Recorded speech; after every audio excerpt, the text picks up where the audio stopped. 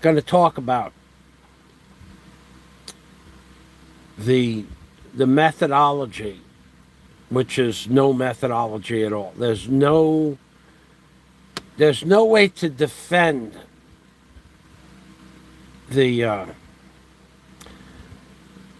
the the Philippines in general, including Cebu and Manila. There's no way to defend the way they stock and order parts. There's just no way. We are in the year 2022, and the excuse me, the four major auto part dealers in Cebu, in Bohol, are using the old black notebooks that we went to school with, just like a regular black notebook binder. And inside that is written down in pen what parts they have in stock. And that goes for oil, 5-gallon buckets of oil, antifreeze, hydraulic oil. It goes for almost every item that they have in stock. And they have like a pile of books on the desk, not marked in any way that you could see them from a distance, but they know which books they are. Like one book might be for oil, one book might be for hydraulic fluid, another book is for engine parts. So what I need is I'm rebuilding an engine, repairing an engine, and I need the simplest of parts. And I have been bringing the parts. I brought the parts to all four places. I'll show you what the parts look like. In America, it's one phone call to get the parts. However, that guy, that guy's another story. So I'll tell you the American parts accessibility. So let me show you what I need. I'm not going to show you the alternator because that's all greasy. But I'm going to show you what I need. And I'm going to show you what I can't get from 4 auto parts stores in Bohol. So this is a valve stem, and the head of the valve broke off. This is the broken valve. Okay, the engine sucked up a valve. So you would think you give them the engine number on the phone, and they say, "So come, bring samples." They use the word "bring samples." So you have to get the samples, clean them up, get on to your mode of transportation, which in my case is a jeepney, travel to the city for an hour, take a tricycle to the auto parts store, and then put this part on the counter. Now, at the counter, you will ask them, do you have this stuff in stock? There's no book for valves or valve stems or valve springs. That part they don't have. What they do have upstairs is a menagerie of valves, like put into like pigeonholes. And the person who stocks the pigeonholes with the various valves and springs, he'll take your valve, which he wouldn't accept this as a sample. I had to give him a whole valve, which I have over there, but I had to give him an intact valve. And he'll take that intact valve, and I watched this happen, so this is not fictitious stuff here. He took that intact valve and started taking valves out of like what I call a pigeon coop, and then putting the valve next to the other valve and looking to see if they were the same valve. And he did that I needed intake and exhaust valves and springs. These springs here. Okay, these, the inner and outer spring. So for the valves, he went through boxes for about 1 hour. Maybe a little longer, a little less, but he didn't find any valves, intake or exhaust. I only needed 2, but I told him I'll buy a whole set. So that was not possible.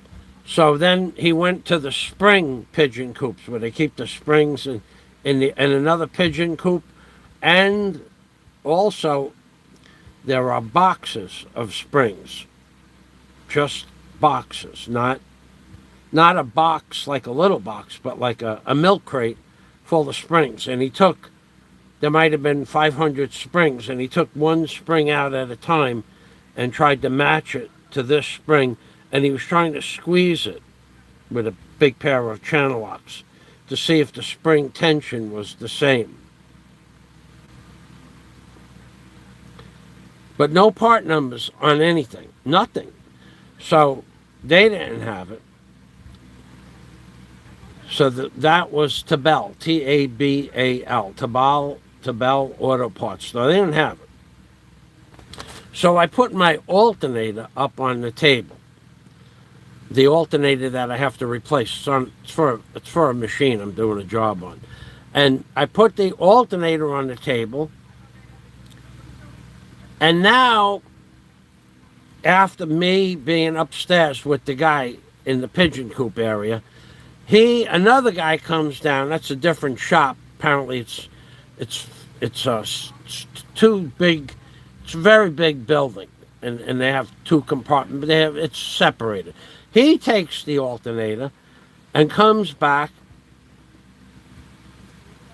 with an alternator with different bracketing on it. And I said, well, and a different pulley. And I said, well, it's a different pulley and it's a different bracket. Yes, sir. But it's powerful enough to charge the batteries. I'm going, yeah, but it won't fit on the bracketing. Yes, sir. You modify the bracket. I'm going, that would take, I would have to bring the brackets to a welding shop and a machine shop because it has to be within thousandths of an inch. Yes, sir. And I says, I would also have to weld an ear on the alternator in a different spot.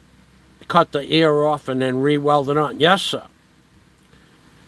I says, and how much money do you want for this alternator? 15,000 pesos, so 300. I said, it's the wrong alternator. Yes, sir. But you can make it work. Yeah, you could make it work, or you could just buy another motor and take the alternator off it for not much more than that. So I went to another store. Well, the alternator is oh, wait. So the woman who I deal with, Glyce, G-L-Y-C-E, she's a sweetheart. Glyce says, I can get that alternator for you, Michael. So I says, okay, how much? 25,000 pesos. That's $500 for an alternator. So I said to her, well, that's, hey, Jack. Hey, buddy. I said, that's not in line with what I would pay for an alternator anywhere in America. Yes, sir. But I can get that alternator for you. So I said, well, what's the best? Now I'm on my phone, and I can get the alternator for 25,000 pesos from Manila. But I just don't want to spend 25,000. No one wants to spend 25,000 pesos for the alternator. It should only cost, take my alternator, send it to a rebuild shop,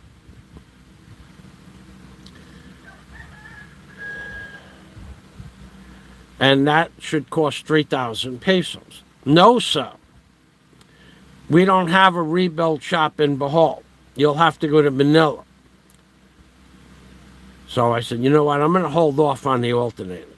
Sir, I can have that alternator for you tomorrow, which is a lie. She can't have it tomorrow. It's already 2 o'clock in the afternoon. So I said, no, I'm gonna look. So, Michael, you need an alternator. I can get. I says, I'll tell you what. You get the alternator for 15,000 pesos, because I know you're only paying 6 or 7,000, 8,000 pesos to use the alternator. No, sir. I will do it for 22,500 pesos, $450, almost $500 now with the difference to the dollar to the peso. And I said, no, I'll give you 15,000 pesos when you put it on the counter. I'll give you 5,000 now. No, sir. So I didn't get an alternator. Now, I can order that alternator from America for 25,000 pesos and $75 for shipping. It's a used alternator. Don't get me wrong. It's not a new alternator. These are used alternators. But it's either give them 25,000 pesos, or now 25,000 pesos is $600, almost $600 for an alternator. So then I got him down to 22,500, which is almost $500.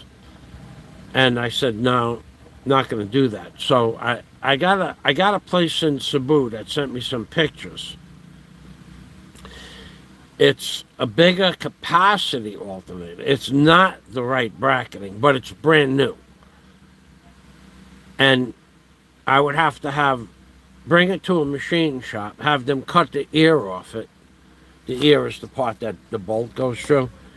And then move the ear for about a half an inch, move the ear.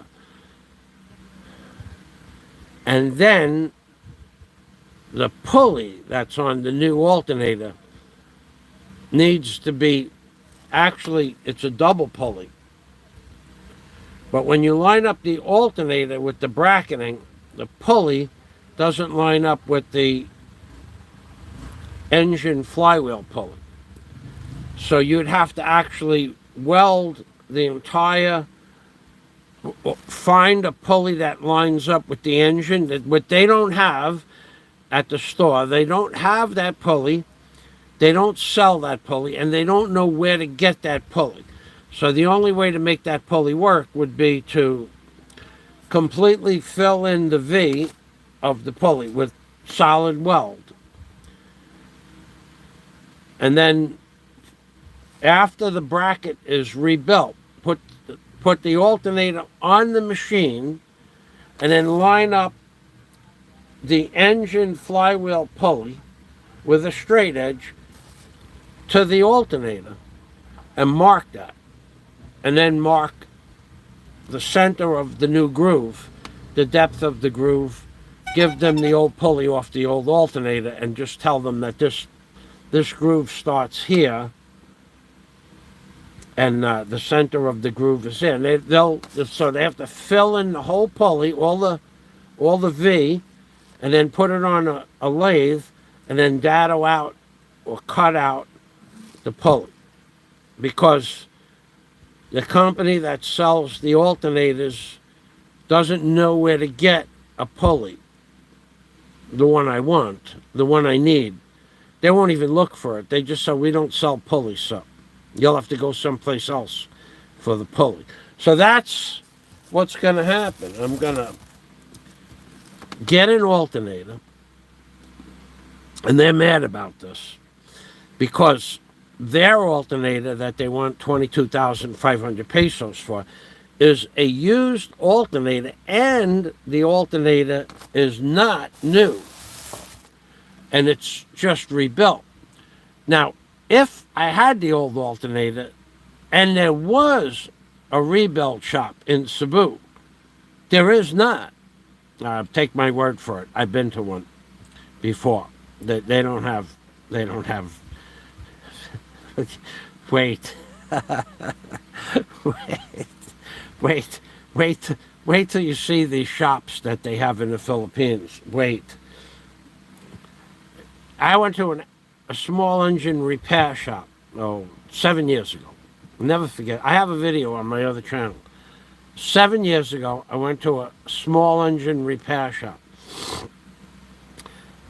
I'm not kidding you. On the dirt, not on a table, not on the cement, not on a piece of cardboard, on the dirt, the cement, not on a piece of. They took they took a carburetor off like a 5 horse. It was probably 8 horsepower. Might have been a Briggs and Stratton. Could have been a Yamaha. I forgot what motor it was, and they took the carburetor off. It was for a boat. That they don't have outboard motors for boats here. They have like a big lawnmower engine. So it was 8 horse. It could have been 12 horse. I don't remember what the horsepower was. Not important. They take the carburetor off. They squat down on their ankles. How they sit down on their ankles. The guy takes the carburetor off, and then he takes the float off, and he takes the bowl off the float. It's full of garbage. It's full of gunk, or what we call lacquer. It's full of lacquer. And on the dirt, he just puts the carburetor ball float housing on the dirt. Then he pops off the float mechanism, and there's a little spring in there with a pin that adjusts how much fuel goes to the engine and when. And inside that is a little spring, a very small spring. And he puts that on the dirt. We're not talking about cardboard or on a sheet of paper. He puts all those parts on the dirt. The screw for the bottom of the float, all that stuff. And then a few minutes later, he took the needle valves out of the carburetor. I don't know how. He lost the spring and the needle that attaches to the float. I don't know if he did it on purpose or he did it because he put it in the dirt and then somebody walked over it. I have no idea. I was watching it from like about 15 feet away. I did video of it. I have the video of it. And now he's looking for the spring and the pin and the needle valve. Another 3 pieces. He lost 3 pieces. Somebody might have walked over it and stepped on it. It's gone. The pieces, because he didn't put it in a stainless steel tray or anything like that. Well, that's how they work here. That's how they work here. Don't make any mistake about that. That's their, and they work not on benches. They have a bench. They store shit on the bench, but they don't work on the bench per se. So he was looking for the parts. Then the fella whose house I was renting, he and his wife were looking for the parts. And he asked me to go over there and look for the parts. So now we had 4 people looking for the parts in the dirt, scratching around on the dirt. And we didn't find the parts. So he had to buy a new carburetor. So he had to go find a carburetor for that engine. And he did. He found a new one. It wasn't much money, $20. But we all wasted an hour looking for the parts, and then it took him 2 hours to get the carburetor. So we got there at like 9 o'clock in the morning, and we got home at 2 o'clock in the afternoon. When he should have just bought a new carburetor from the beginning for $20 and put it on. That is standard. I should look it up, but I don't really care. But that's standard mechanical stuff in the Philippines. They don't work on benches, per se. So, I'm going to have to buy an alternator, cut the ear off the new alternator, have the ear welded back on to the new alternator with Helioc, MIG or TIG, and then fill in the pulley with weld. I'll have the machine shop weld it closed, and then bring the alternator back to the house where I'm working on the machine, and then line it up with a straight edge where the new V should be. because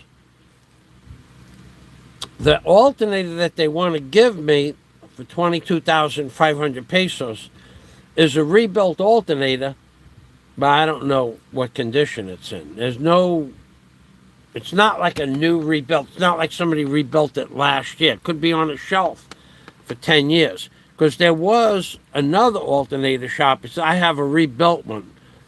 We'll take off the front cap behind the pulley. We'll take that cap off. We'll take the guts to this alternator out and put the guts from the one that works in. So I said to him, can I see that it's putting out the proper voltage? So he shows me this $3 voltmeter on a wall with wires coming from it that shows me 12 volts. So I said, well, the alternator is a 24 volt alternator. Yes, sir. You can tell the owner of the machine that he can charge one battery at a time. In the morning, just one day charge one battery, and another day charge another battery. And I look at him and I'm going, well, and how much money do you want for this? 7,500 pesos. So wait a minute, you want $150 for a 12 volt alternator? Yes, sir. I said, no, I don't want to do it. All right, okay, all right, I'll get it. I'll do it for 5,500. So I says, okay, you know what? Let me call him up. And I call him up. He's going, he wants me to change the wires every day. I'm going, yeah. He goes, well, what do you think? I said, well, I think I went to every place possible in Bohol. And you know, now I got to go to Cebu or Manila. It's up to you. I don't care. So he goes, all right. Have them change the innards of the working alternator, the 12 volt working alternator, into my housing, his housing, and then I'll change the wires to charge the batteries every couple of days. And I said, you people, because he's Filipino, you people are amazing that you think that this is the solution. The solution is for you to get on a plane and go to Manila and buy the alternator, or pay 25,000 pesos for one that's supposed to work. No, I don't want to do that. I said, okay. So I said to the fella in the shop, you take the housing off, take the innards out, because it has to have, and then it's a faceplate. And on the new one, which was like 15 years newer, it had a vacuum pump on the back of the alternator, which is for something that you don't need to know anything about. But so the pulley system was completely different, absolutely 100% different. So I said to the guy, the pulley's not going to fit. Yes, the pulley will fit. I don't know. Do you have a vernier caliper? No. You don't have. Well, I don't know where it is. It's okay. So he takes the pulley off. It's amazing. He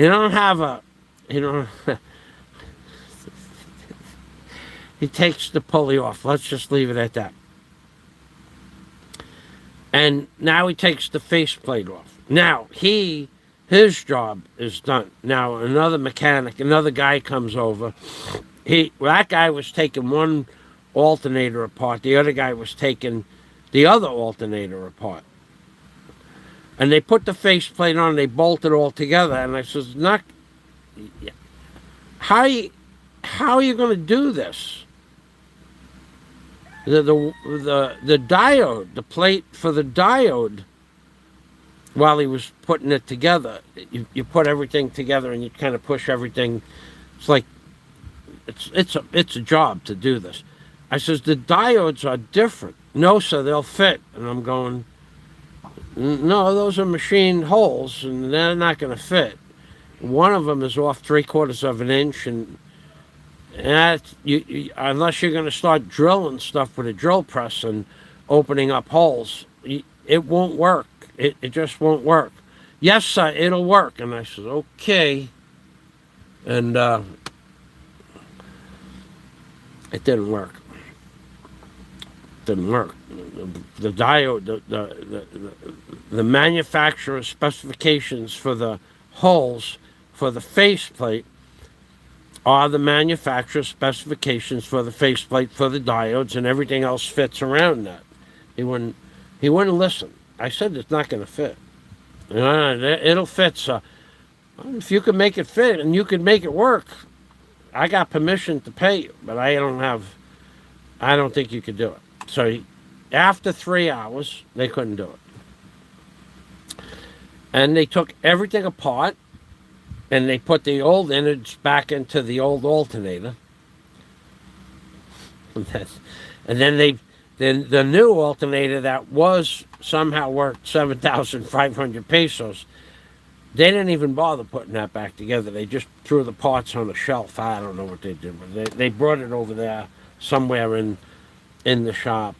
They brought it over there. They just put it, and that's how it works here. That's how it works here. So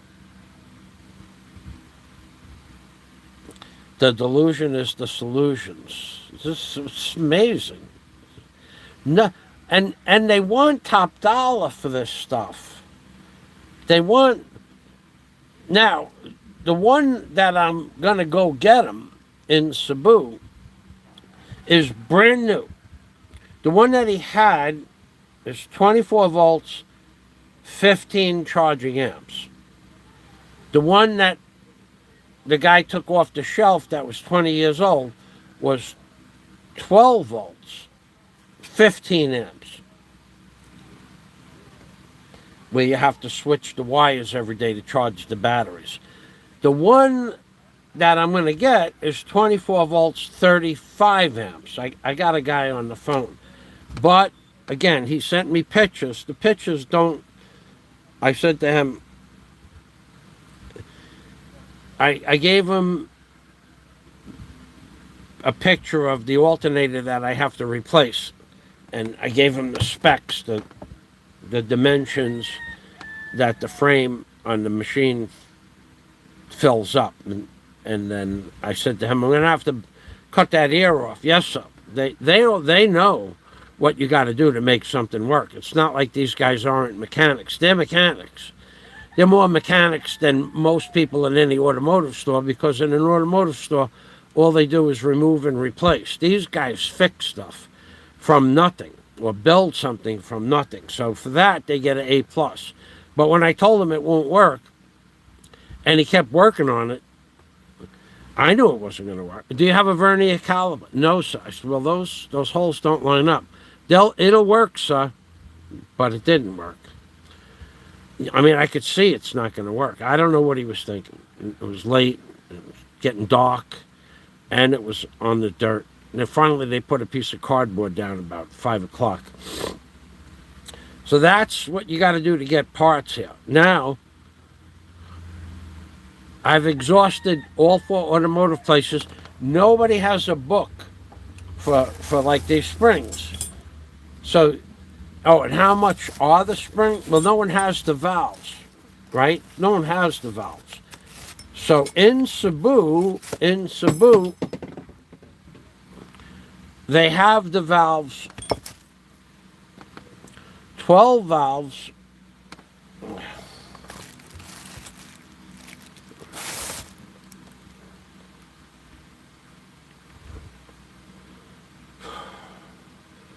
All right, so 4,000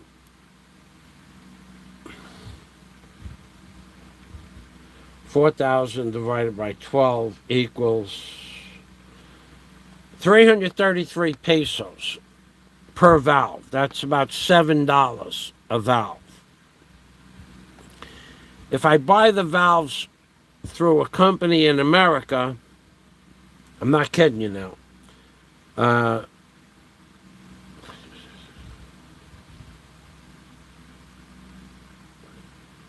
800 for 12 valves,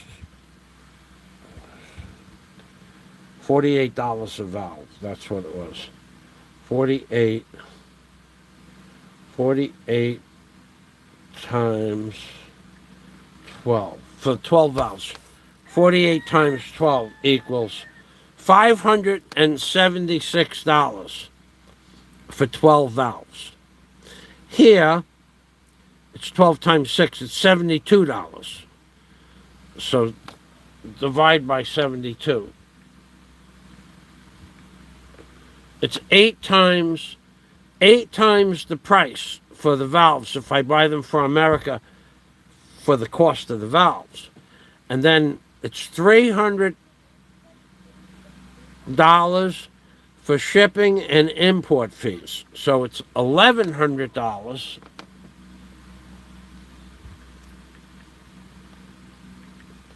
$1,100 gets better. It's $1,100 for the shipping and the purchase of the 12 valves. But if you buy 12 springs, the springs are an additional $550 per.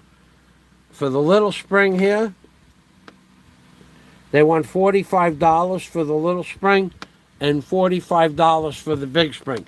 It's $90 for those two springs. $90. $90. I'm not kidding you. $90. I could give you the guy's name. His name is Robert. And he is a robber. So $90 for the springs per set. 12 sets plus $1,100. 12 times 90 equals plus 1,080 plus 576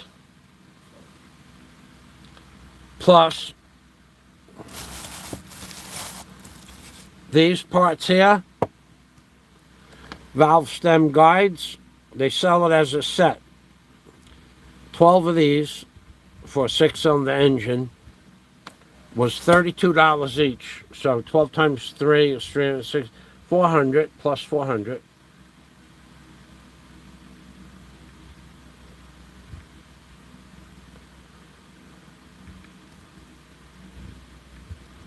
So the parts came out to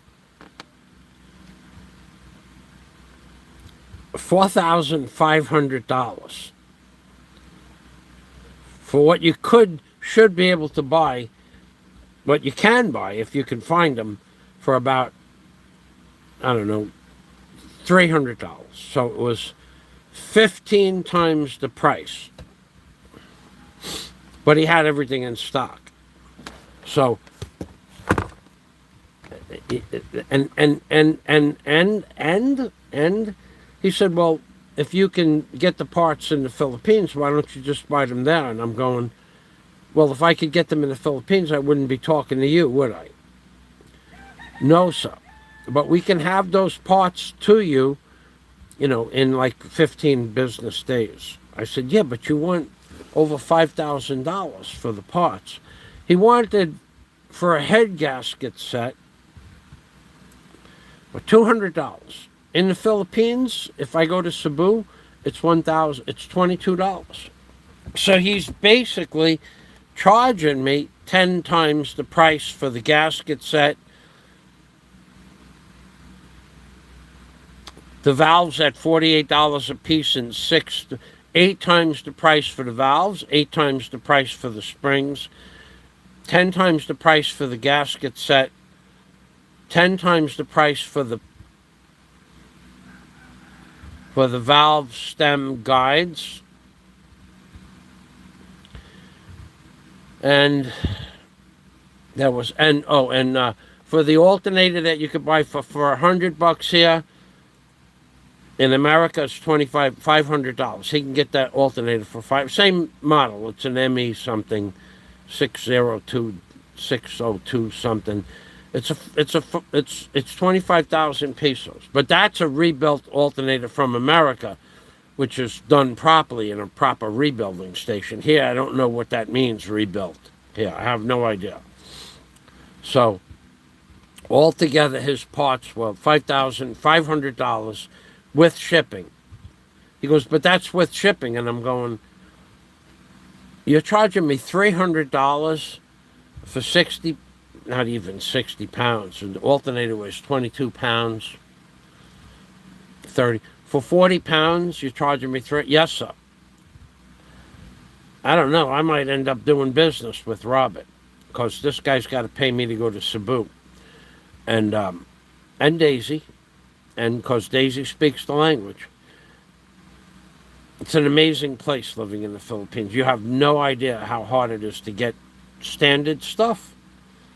A wax ring for the bottom of a toilet bowl. They don't know what it is. It's not in any book.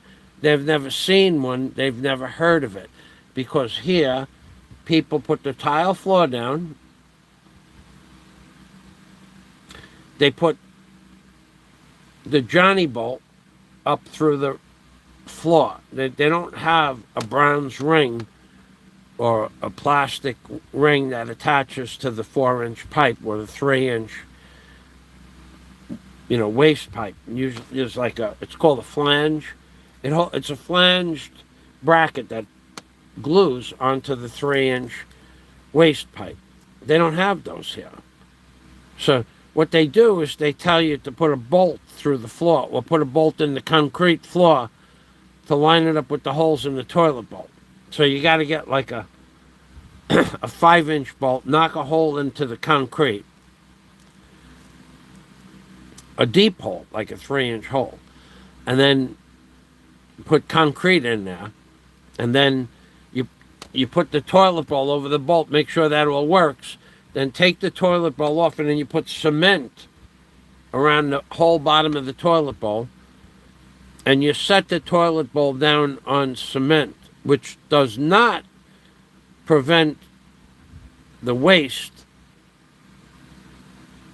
It locks the waste into the circle of cement, but it doesn't make the waste only go down into the pipe, where a wax ring would make up to the bottom of the toilet bowl, and then the solid would go down into the pipe. They don't have wax rings. They don't know what a wax ring is. And they don't have the flange that glues onto the top of the pipe. Not that I could find. There's a lot of things you could... Oh, they don't have gray glue. They don't have blue glue. They don't have yellow glue.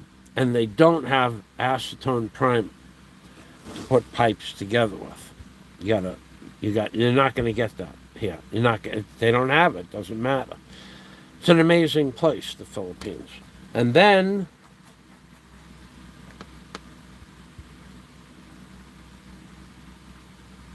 the gasket set